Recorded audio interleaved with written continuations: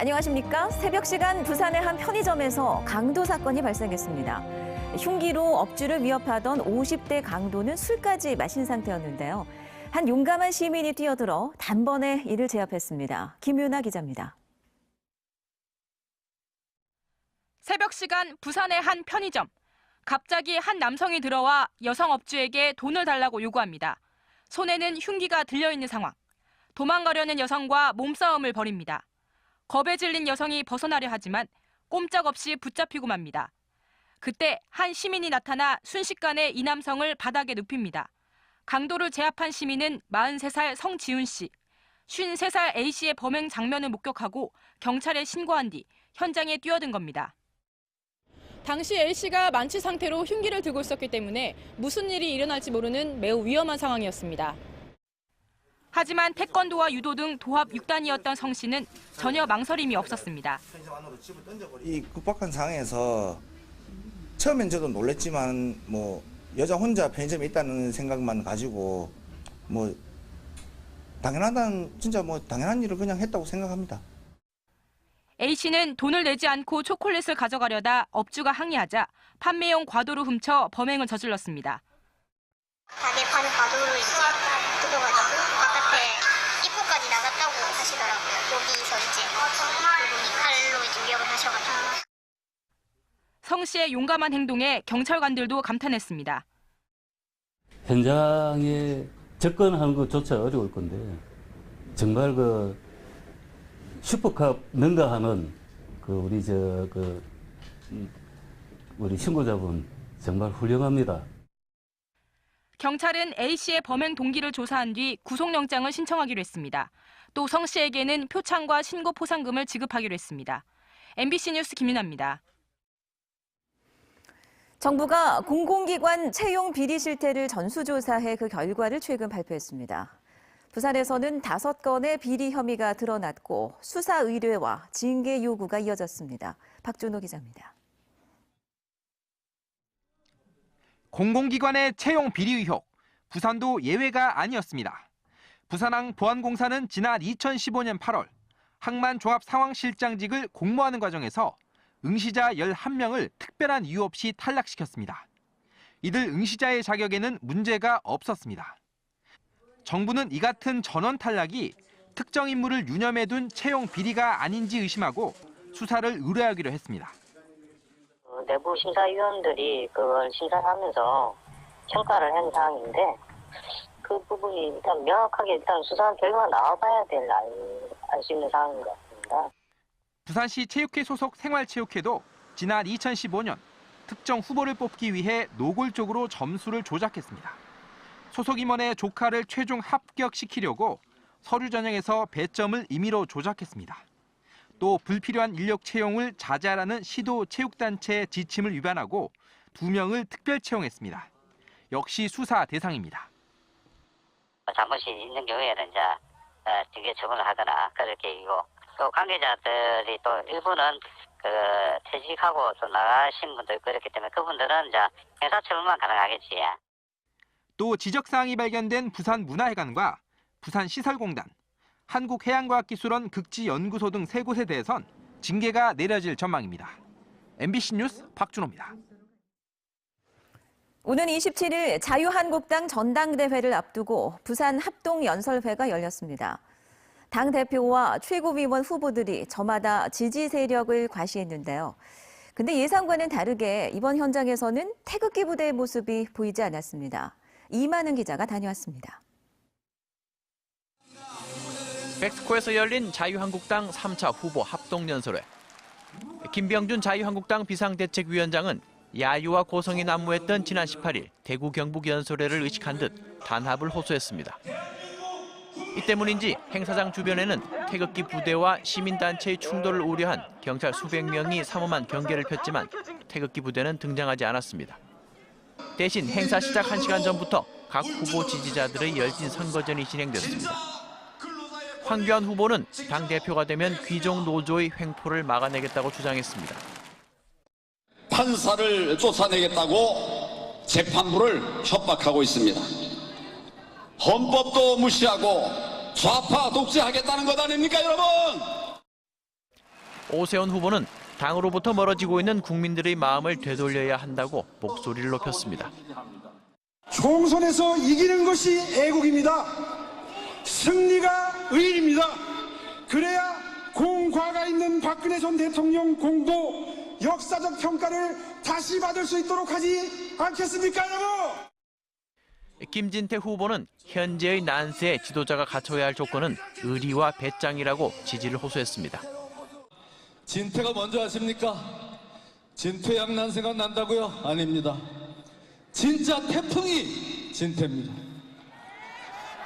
분위기 바뀌었습니다. 판 뒤집어 쳤습니다, 여러분! 행사장 주변에서는 자유한국당을 반대하는 시민, 노동단체와 대학생들의 집회가 열려 일부 자유한국당 지지자들과 마찰을 빚기도 했습니다.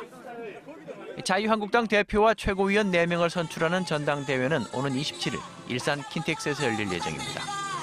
MBC 뉴스 이만흥입니다. 내일은 일본 정부가 억지 주장을 펼치며 독도 영유권을 주장하는 다케시마의 날 행사가 열립니다.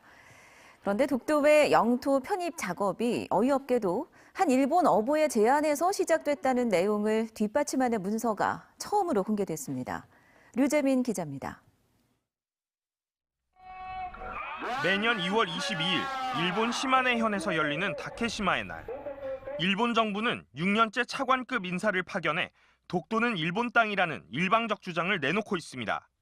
歴史的事実に照らしてもかつ国際法上も明らかに我が国固有の領土であり 그런데 일본 정부의 영토 편입 작업이 한 일본 어부의 어처구니 없는 제안에서 시작된 것으로 드러났습니다. 1904년 11월 15일 시마네현 내무부장이 하부관청인 오키섬에 공문을 보내 일본 어부 나카이 요사부로가 독도의 영토 편입을 요청했는데 담당 관청과 명칭을 어떻게 해야 할지 물었던 겁니다. 일본 시마네현은 오키섬으로부터 답신을 받고 2달 뒤 지금의 다케시마 날의 근거라고 주장하는 이 고시 40호를 내렸습니다. 당시 나카이 요사부로는 독도 인근 해상에서 물개 포획으로 큰 돈을 벌고 있었는데 어획 독점권을 따내기 위해 시마네현의 영토 편입을 제안했고 관청이 다케시마로 명칭을 정한 겁니다. 한 어부가 그 지역에 하나하나 조사를 해가지고 해주십시오 해가지고 오늘날까지 이렇게 독도의 날을 정해가지고 이런 세계적으로 이런 논란을 일으키고 있는 거죠. 독도가 우리나라의 영토임을 보여주는 고지도화 문헌이 잇따라 발견되고 있지만 일본은 7년째 준중앙정부 행사로 격상해 다케시마 행사를 열며 지금까지 독도 영유권을 주장하고 있습니다. MBC 뉴스 류재민입니다. 내일 부산에도 저녁에 미세먼지 비상 저감 조치가 내려졌습니다.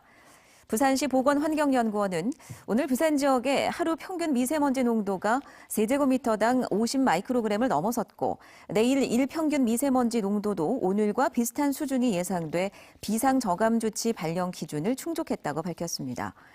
이에 따라 부산시는 내일 새벽 6시부터 밤 9시까지 미세먼지 저감을 위해 승용차 대신 대중교통을 이용해 줄 것을 당부하고 있습니다. 지난해 말 미국 그랜드 캐니언에서 추락사고를 당해 중태에 빠졌다 상태가 호전된 대학생 박준혁 씨가 사고 52일 만인 내일 한국으로 돌아옵니다. 외교부와 항공업계 등에 따르면 박 씨는 대한항공 민항기를 타고 내일 오후 4시 15분쯤 인천국제공항에 도착합니다. 대한항공은 항공기 좌석 8개를 연결해 박 씨가 누울 수 있는 공간을 마련하고 각종 의료 장비 등을 갖춰 이송을 진행한다는 계획입니다. 2,500만 원으로 추정되는 항공 비용은 대한항공에서 지원합니다. 침례병원의 2차 경매가 또다시 유찰됐습니다. 부산지법 경매 4개는 침례병원의 2차 매각기일인 오늘 입찰 의향서 제출자가 아무도 없었다고 밝혔습니다. 다음 매각기일은 다음 달 28일 오전 10시로 최저 매각 가격은 2차 가격 687억 원에서 20% 낮아진 550억 원입니다. 2017년 7월 경영난을 이기지 못하고 파산한 침례병원은 법원에서 매각 절차를 진행 중입니다. 부산경찰청 광역수사대는 중국산 무허가 의료기기 세척제를 판매한 혐의로 55살 A씨 등 3명과 법인 한 곳을 불구속 입건했습니다.